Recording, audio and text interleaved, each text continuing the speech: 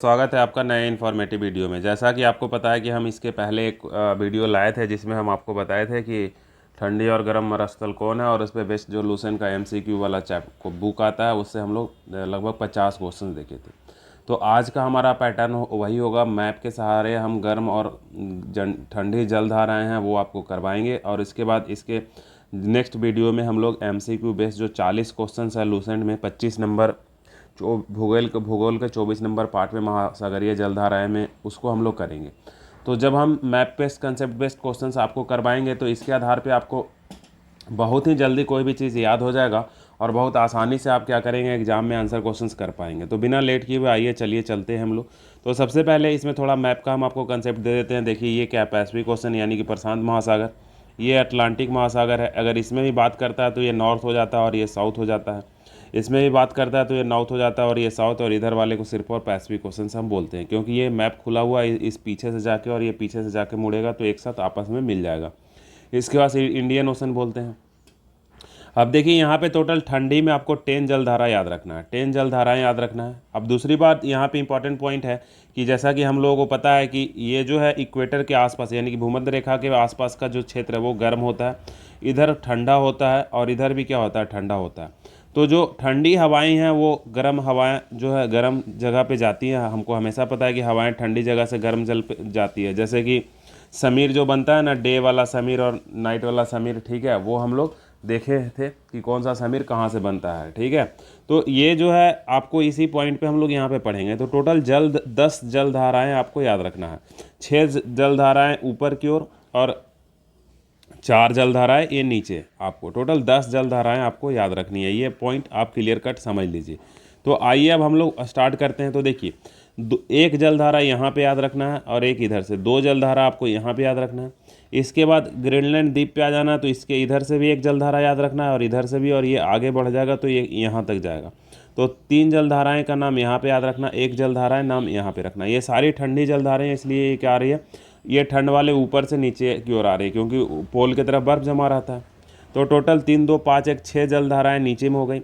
अब जो नीचे में जलधाराएँ याद रखनी है वो हमेशा कोई भी महाद्वीप के पश्चिम की तरफ याद रखनी है। तो ऑस्ट्रेलिया के पश्चिम की तरफ, ये जो अफ्रीका है अफ्रीका के पश्चिम की तरफ, और ये जो यहाँ पे साउथ अमेरिका है तो इसके पश्चिम की तरफ आपको याद रखना है, ठीक है। और एक एक्सेप्शंस में यहाँ पे भी आपको याद रखना है। तो नीचे में कितनी जलधाराएं हो गई, 4 जलधाराएं याद हो गई। तो टोटल 10 जलधाराएं का नाम आपको याद रखना, माइंड में सेट कर लीजिए। ये जो है वो कोल्ड वाली है यानी कि ठंडी जलधाराएं हैं। तो आइए हम लोग 1 बाय 1 अब आपके साथ डिस्कस करते हैं। देखिए कैसे कैसे याद रखना है। तो देखिए यहाँ पे जो देश है वो जापान का है। तो जापान में शिंजो आबे के नाम से आपको याद रखना ओएससीओ कॉर्ली, ठीक है। और वहाँ पे क्यूरोसियो भी है, तो क्यूरोसियो गर्म है, ठीक है, ओएससीओ कॉर्ली। इसके बाद सीधा ग्रीनलैंड पे आ जाना। तो ये तो द्वीप के नाम से ही है, ग्रीनलैंड करेंट और इधर लेब्राडोर। मान लीजिए कि ग्रीनलैंड में बहुत सा लेब्राडोर नामक कुत्ता रहता है, तो ग्रीनलैंड, उसके बाद ये लेब्राडोर करेंट आपको याद रखना है। लेब्राडोर डॉग के बारे में आप सुने होंगे। तो ग्रीनलैंड लेब्राडोर हो गया, और ये दोनों आगे बढ़ा तो कटारी। मान लीजिए कि मान लो हम अपने कुत्तों की रक्षा अपना कटारी से करते हैं तो कैनारी आपको यहाँ याद रखना है। तो ओएससीओ कॉर्ली 2 यहाँ पे हो गए, ओएससीओ कॉर्ली, ग्रीनलैंड, लेब्राडोर और इसमें कटारी, 3 नाम आपको याद रखना है। अब ठंड वाला हमेशा आप क्या बोले थे, इसके पश्चिम में याद रखना, जो भी देश है उसके पश्चिम में याद रखना, ईस्ट के बाद वेस्ट में याद रखना। अब यहाँ पे ये अमेरिका है, तो अमेरिका में यहाँ पे कैलिफोर्निया नामक शहर है, तो यहाँ पे कैलिफोर्निया करंट ही होता है, तो ये ठंडा है, आपको याद रखना है। तो ऊपर में कितना हो गया दोस्तों, 6 करंट का नाम हो गया, 6 हो गया यहाँ पे। तो हम लोग 6 करेंट्स के बारे में देख चुके हैं। अब हम लोग आइए आगे चालू करते हैं, ठीक है। तो यहाँ पे अब हमारे पास आगे क्या हो गया, तो हम अभी बताए थे कोई भी महासागर है उसके बेस्ट में आपको ठंड वाला याद रखना। तो ये ऑस्ट्रेलियन है, तो इसके बेस्ट में ऑस्ट्रेलियन करंट याद रखना है या बेस्ट ऑस्ट्रेलियन करंट याद रखना है। इसके बेस्ट में आ जाइए तो बेगुना करंट याद रखना है, ठीक है। इसके बेस्ट में आ जाएगा तो ठीक है, इसके बेस्ट में आपको याद रखना है बेगुलेना। इसके बेस्ट में आ जाइएगा तो पेरू याद रखना है, पेरू का एक और नाम होता है हम्बोल्ट, पेरू का एक और नाम है हम्बोल्ट, याद रखना है। 2 नाम है पेरू हम्बोल्ट, पीएच वैल्यू से आपको पेरू हम्बोल्ट याद रखना है। तो हो गए 3, 6 हम लोग पहले किए थे, 9, एक 10 आपको एक्स्ट्रा याद रखना, फ्रैकलैंड करंट यानी कि यहाँ पे जो ये नॉर्थ अमेरिका है इसके इस तरफ भी ठंड वाला बहता है, इसके इस तरफ भी ठंड वाला बहता है। तो टोटल कितना आपको याद रखना है, 10 फास्ट रिवीजन हम एक बार फिर से कर देते हैं। OSCO कॉर्ली, यहाँ पे ग्रीनलैंड है तो इसको ईस्ट ग्रीनलैंड भी कहते हैं या ग्रीनलैंड भी कहते हैं। तो ग्रीनलैंड, लेब्राडोर और यहाँ पे कटारी यानी कि कैनारी लेके चले थे। यहाँ पे कैलिफोर्निया करंट, जब ऑस्ट्रेलिया के इधर आएंगे तो वेस्ट ऑस्ट्रेलियन करंट, इसके इधर आएंगे तो बेगुलेना, इसके इधर आएंगे तो पेरू जिसका भाई नाम है हमबोल्ट, और इसके इधर आएंगे तो हम प्रोनाउंसिएशन पे नहीं जाते, हम थोड़ा इधर उधर बोलते रहते हैं ताकि आपको याद रहे, ठीक है। इसको हम लोग क्या बोलते हैं, फ्रैकलैंड करंट। तो 10 करंट आपको याद रखना है, ठीक है दोस्तों, 10 करंट याद रखना है। तो अब 10 करंट ठंड वाले देख लिया, अब हम थोड़ा गर्म वाले के बारे में याद रखते हैं। तो गर्म वाले में सबसे पहले देखिए, गर्म यहाँ पे ये इक्वेटर में है, तो जितना भी इक्वेटर वाला करंट आपसे पूछेगा वो सब गर्म हो जाएगा। जितना भी इक्वेटर वाला पूछेगा वो सब हॉट करंट है, या तो ये ऊपर की ओर जा सकता है, नहीं तो नीचे की ओर जा सकता है, ठंड वाला।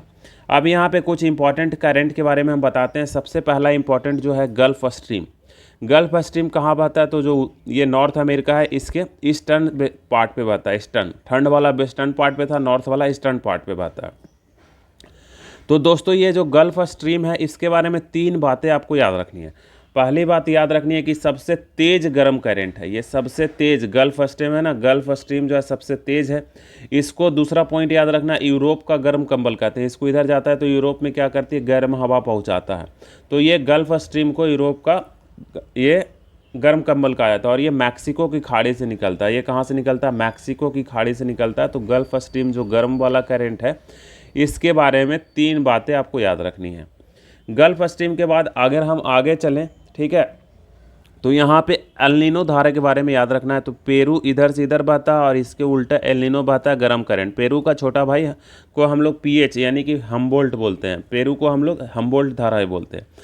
एल नीनो जो धारा है ये गर्म जल धारा है, और इसको क्रिसमस धारा भी बोलते हैं। इसको क्या बोलते हैं, क्रिसमस धारा भी बोलते हैं, ठीक है।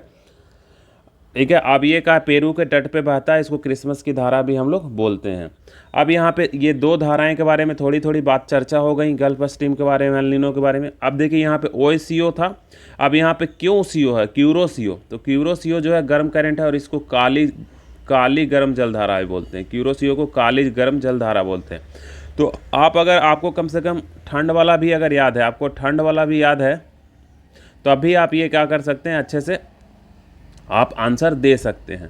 फर्दर अगर आगे हम बात करते हैं OSCO कॉर्ली के बाद, तो अब यहाँ पे आ जाइए, एक छोटा बात और याद रखिए कि काली जलधारा जाते हैं। अब यहाँ पे एक सारगोस सागर के बारे में बात हो, तो देखिए यहाँ पे एक खाली जगह है और इसके चारों ओर करंट क्या हो रहा है, ठंड हो या गर्म। इधर से गल्फ वाला घूम रहा है, इधर से कैनारी घूम रहा है, इधर से नॉर्थ इक्वेटियर करंट घूम रहा है, और यहाँ पे एक खाली जगह बन जा रहा है। जो खाली जगह बनता है इसको हम लोग बोलते हैं सारगोस सागर, ठीक है, सारगस सागर। तो यहाँ पे ये बात आपको याद रखना है, सारगस सागर यहाँ पे खाली जगह बन जाता है, उसको सारगस सागर बोलते हैं।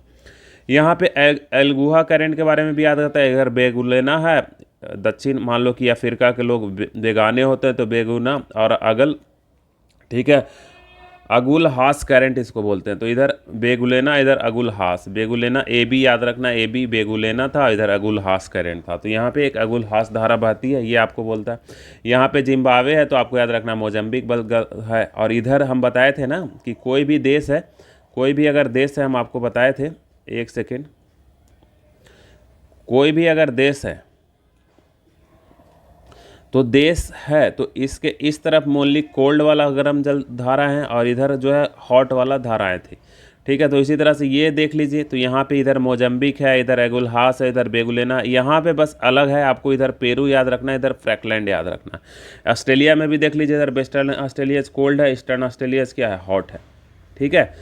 यहाँ पे देखिए ये इधर जो है वो ठंडी है, इधर जो है वो गर्म है, ये जापान इधर आसपास आता है। तो सीधा आपको याद रखना है कि इधर OSCO और QCO गर्म है।